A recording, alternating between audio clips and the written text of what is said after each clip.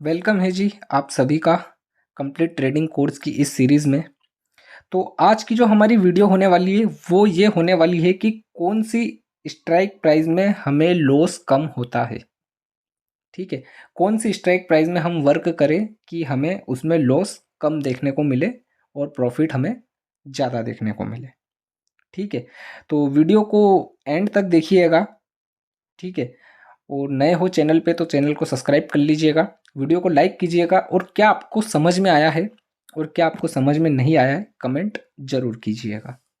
तो भाई लोग ये निफ्टी का चार्ट है। ठीक है, हम इस निफ्टी के चार्ट पे आपको मैं कुछ दिखाना चाहता हूँ।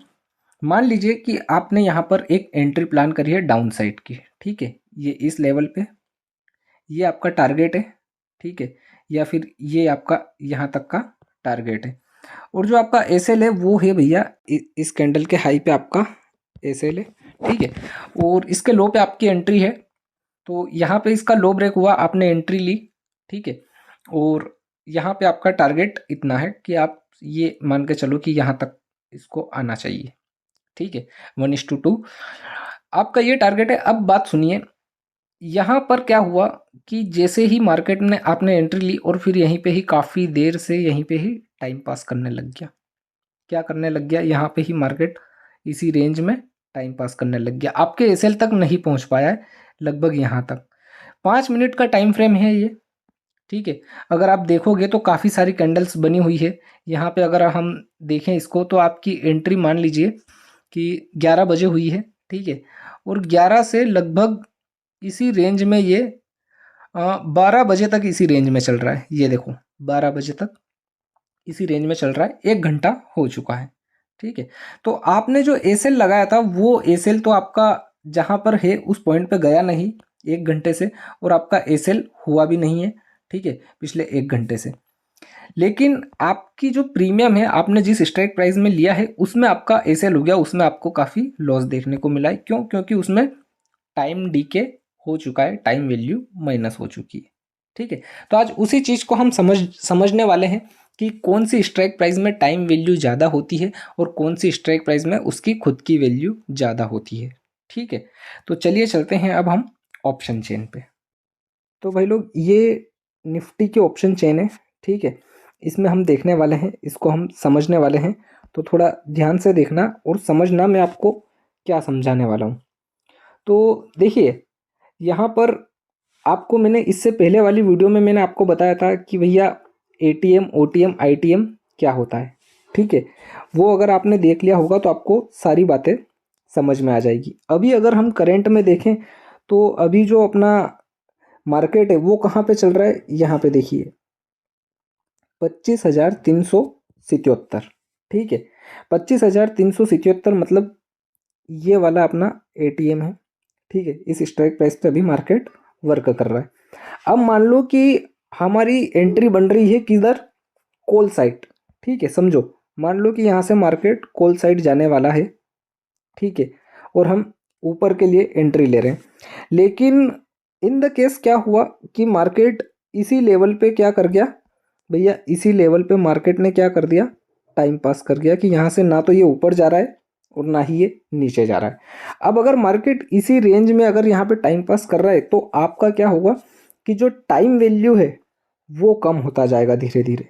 ठीक है, और जो खुद का वैल्यू है वो वैसा का वैसा ही रहेगा। इस वजह से आपको लॉस हो जाता है। कई बार आपने देखा होगा कि भैया मैंने यहाँ पर एंट्री ली थी और मार्केट यहीं पे चल रहा है, लेकिन मैंने तो 90 पे एंट्री ली थी और अब वो 80 हो गया है, मतलब 10 पॉइंट का मुझे लॉस हो गया है। ठीक है, तो उसी चीज़ को आज हम डिस्कस करने वाले हैं कि किस प्रीमियम में टाइम वैल्यू होती है ज़्यादा और किस प्रीमियम में खुद की वैल्यू होती है ज़्यादा। ठीक है, तो वीडियो को आप अच्छे से देखना, समझ में नहीं आए तो आप कमेंट कर दीजिएगा। ठीक है, मैं आपके कमेंट को ज़रूर पढ़ूंगा और रिप्लाई देने की कोशिश करूँगा। ठीक है, तो सबसे पहले हम ये समझते हैं कि हमें कॉल साइड एंट्री लेनी है। अगर मान लीजिए कि हम 25,300 की स्ट्राइक प्राइस को पकड़ते हैं, किसको, 25,300 की स्ट्राइक प्राइस को अगर हम पकड़ते हैं तो अभी मार्केट कहाँ पर है, अभी देखो अभी मार्केट है ये यहाँ पे लिखा हुआ है। ठीक है, सबसे ऊपर ही ऊपर देखो ये यहाँ पे कि मार्केट अभी किस लेवल पे चल रहा है, ये 25,377। ठीक है, और हमें कौन सी स्ट्राइक प्राइस का निकालना है, टाइम वैल्यू और खुद का वैल्यू 25,300 का। ठीक है, जिसकी प्राइस अभी क्या चल रही है, 183। ठीक है, तो हम एक काम करते हैं, 25,377 में से माइनस कर देते हैं 25,300। ठीक है, तो ये हमने 25,300 माइनस करा तो हमारे पास कितना निकल के आया है, 77।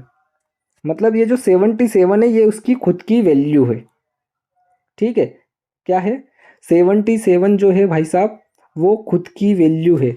अगर इस 77 में से हम और माइनस कर देते हैं कितना, अभी ये जो स्ट्राइक प्राइस दिखा रहा है 143, तो 66 जो आ रहा है, ये जो 66 है ये टाइम वैल्यू है। अगर मार्केट यहीं पर ही साइडवेज हो गया तो हमारा इतना नुकसान हो सकता है, समझ रहे हो। अगर मार्केट साइडवेज हो गया तो हमारा इतना नुकसान हो सकता है। 77 इसकी खुद की वैल्यू है भैया। ठीक है, और अभी चल रहा है ये 143, तो भैया 66 टाइम वैल्यू है। अगर यहाँ पर मार्केट साइडवेज होता है तो हमें इतना लॉस देखने को मिल सकता है।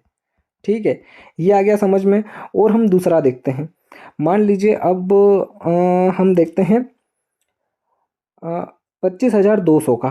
ठीक है, तो कुछ भी नहीं करना है, हमें क्या करना है, अभी मार्केट कहाँ चल रहा है, 25,377। ठीक है, माइनस कर दीजिए आप 25,200। ठीक है, तो देखिए आपके सामने क्या निकल के आई है, क्या वैल्यू आई है हमारे सामने, 177। कितना आया है, 177। और अभी चल क्या रहा है, 25,200 की ये वाली स्ट्राइक प्राइस, और इसका जो प्रीमियम है वो कितना चल रहा है, 214। ठीक है, कितना चल रहा है, 214। तो जो 177 आया है इसमें से हम 214 को माइनस कर देते हैं। तो हमने 214 को माइनस करा तो भैया ये 37 इसके अंदर टाइम वैल्यू है। कितनी है, 37।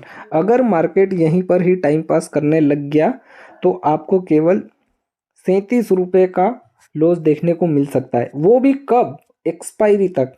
कब, ऐसा नहीं है कि आज के आज ही आपको लॉस हो जाएगा, एक्सपायरी तक।